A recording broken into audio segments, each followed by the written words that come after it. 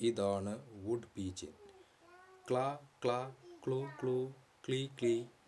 സുരേഷ് തിരിഞ്ഞു നോക്കി. ഇതാ മുറ്റത്തൊരു മൈന. മഞ്ഞ കലർന്ന തവിട്ട് നിറം. ഇത് നിങ്ങൾ മുമ്പ് കേട്ടിരിക്കും. എന്നാൽ ഇംഗ്ലണ്ടിൽ സുരേഷ് തിരിഞ്ഞു നോക്കുമ്പോൾ മുറ്റത്ത് കണ്ടേക്കാവുന്ന ചാരനിറമാർന്ന ഒരു തരം അമ്പലപ്രാവാണ് ഈ മരപ്രാവ്.